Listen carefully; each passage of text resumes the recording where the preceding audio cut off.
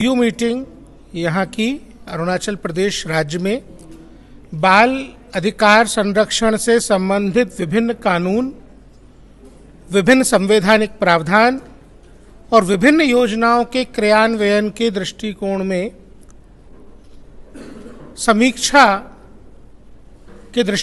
क्रियान्वयन में समीक्षा के दृष्टिकोण से इस वृहद समीक्षा बैठक का आयोजन किया गया। इस रिव्यू मीटिंग में लगभग 14 अलग अलग डिपार्टमेंट्स शरीक हुए। उन डिपार्टमेंट्स ने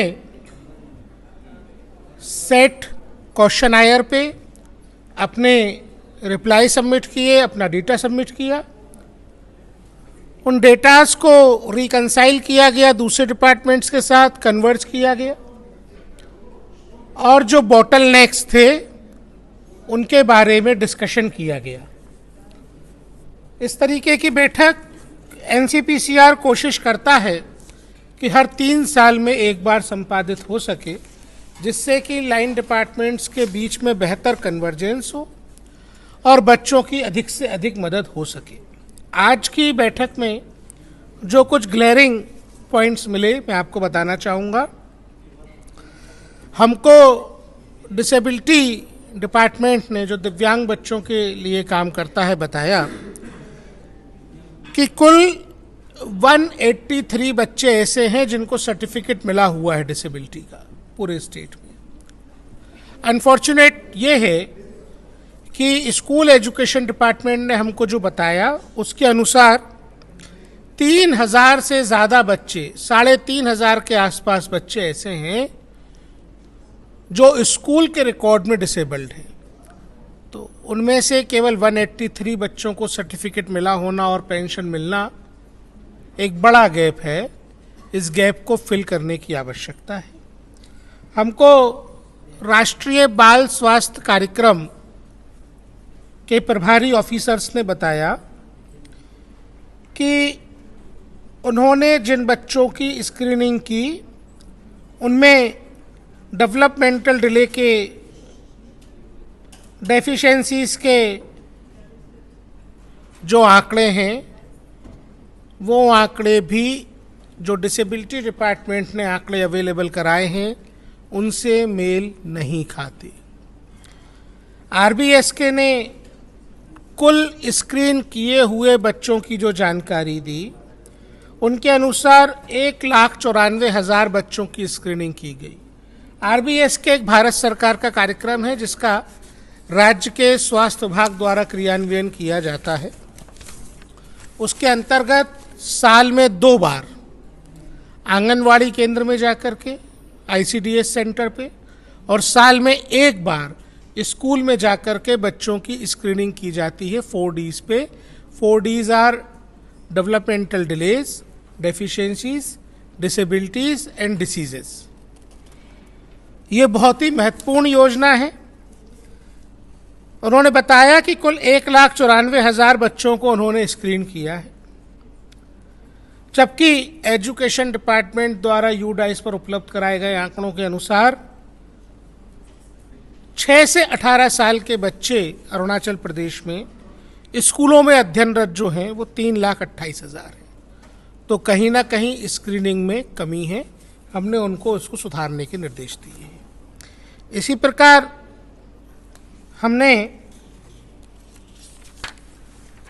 जो दूसरे विभागों से बात की उनमें हॉस्टल्स की, बच्चों के लिए हॉस्टल्स की कमी समझ में आई है। हम भारत सरकार से इस बारे में आगे बात करेंगे। हमको एक और जो बड़ी कमी दिखी वो ये कि थानों में, पुलिस स्टेशंस में एक चाइल्ड वेलफेयर पुलिस ऑफिसर नियुक्त होना चाहिए, ऐसा जुवेनाइल जस्टिस एक्ट का मैंडेट है। लेकिन अरुणाचल प्रदेश के 142 फंक्शनल थानों में पर्याप्त संख्या में इन्वेस्टिगेशन ऑफिसर के रूप में पुलिस बल की नियुक्ति ना होना, पोस्ट क्रिएट ना होना एक बड़ा हर्डल है चाइल्ड वेलफेयर पुलिस ऑफिसर से अपॉइंट होने में। इस बारे में कमीशन ज़रूरी रिकमेंडेशन भारत सरकार को, राज्य सरकार को देगा। हमको ये भी पता चला कि राज्य में 23 बच्चे HIV पॉजिटिव हैं। इन बच्चों को भारत सरकार की मिशन वात्सल्य की स्पॉन्सरशिप योजना का लाभ मिलना चाहिए। हमने ऐसे निर्देश उनको दिए हैं। इसके अलावा सब्सटेंस एब्यूज, ड्रग्स का इस्तेमाल, स्कूलों के आसपास तंबाकू की दुकानें हटवाना, मेडिकल स्टोर्स से मिलने वाले नशे के सामान को नियंत्रित करना, इन विषयों पर बात हुई।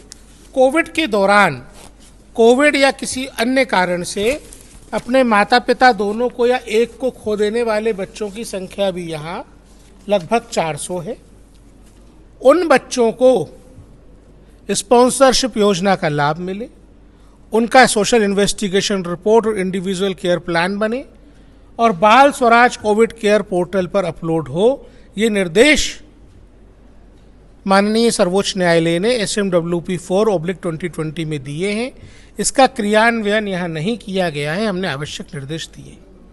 सबसे बड़ा विषय जो है अरुणाचल प्रदेश का, वो मैं सबसे आखिर में आप लोगों के समक्ष रख रहा हूँ, जिस पर बहुत गंभीरता से सभी डिपार्टमेंट्स के साथ बातचीत की गई है और आयोग ने यह स्पष्ट रूप से बता दिया है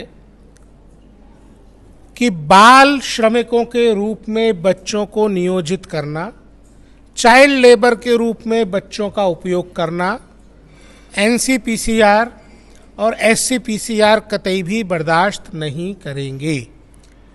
बॉन्टा बॉन्टी की कुप्रथा एबॉलिश करने के लिए हमने राज्य सरकार को निर्देश दिए हैं।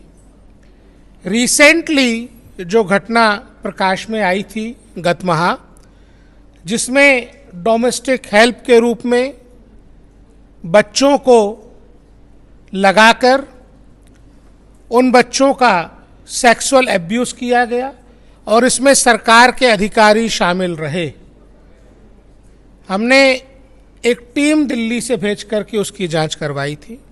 ज़रूरी निर्देश हमने उस संबंध में चीफ सेक्रेटरी को दिए हैं।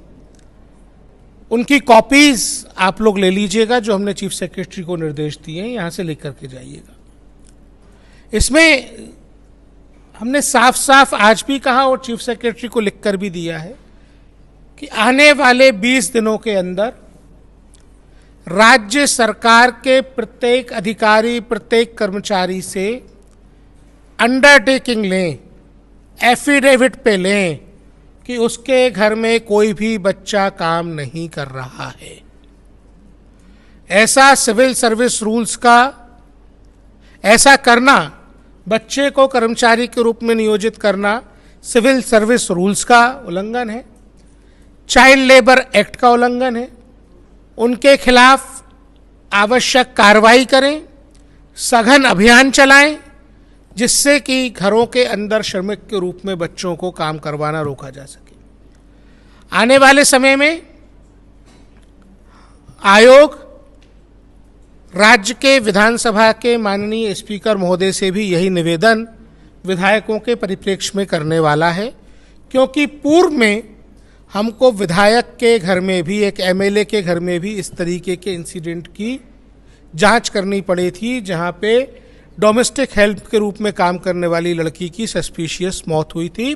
अनफॉर्चुनेट है कि उस मामले में उसकी बॉडी एक्सह्यूम होने के बाद जो फीटस मिला था, उसका DNA इन्वेस्टिगेशन फॉरेंसिक रिपोर्ट आज तक कमीशन को नहीं दी गई है। हमने ये भी आज साफ साफ कहा कि अरुणाचल प्रदेश एक प्रोटेक्टेड स्टेट है, अपनी वैल्यूज के लिए जाना जाता है, अपने कल्चर के लिए जाना जाता है, और ये कल्चर प्रोटेक्टेड रहे इसलिए इनर लाइन परमिट की व्यवस्था यहाँ पर है। हमने ये निर्देश दिए हैं कि पिछले 5 सालों में इनर लाइन परमिट कितने बच्चों को जारी किए गए यहाँ रहने के लिए, यहाँ आने के लिए, उनकी जानकारी एकत्रित करके 1 हफ्ते के भीतर NCPCR को पहुंचाई जाए। इनर लाइन परमिट से प्रोटेक्टेड स्टेट होने के बावजूद आसाम से, बिहार से, दूसरे राज्यों से बच्चों को यहाँ ला के रख कर घरों में डोमेस्टिक हेल्प के रूप में उनका शोषण करना बर्दाश्त नहीं किया जाएगा। एनसीपीसीआर एक एक थ्रेट को पकड़ के किसी भी कल्प्रिट को नहीं छोड़ेगा, इंक्वायरी जड़ तक करेगा। स्पास, ब्यूटी पार्लर्स, होटल्स, इनके लिए कोई इफेक्टिव गाइडलाइन स्टेट में नहीं है जिससे कि चाइल्ड लेबर एम्प्लॉय करना वहाँ पे रोका जा सके। हमने चीफ सेक्रेटरी को इसके बारे में रिकमेंडेशन दी है कि वो इनको रेगुलेट करने के लिए गाइडलाइन बनाएं। जिन स्पास में, जिन ब्यूटी पार्लर्स में बच्चों के शोषण की घटनाएं मिलती हैं, जिन होटल्स में ऐसा मिलता है, उनको ब्लैकलिस्ट करें और उनको बिजनेस करने के लिए डीबार कर दें। आप लोगों के कोई अगर सवाल हो तो आप लोग पूछ लीजिए। मेरी तरफ से जो बात आपको बतानी थी वो समाप्त होती है।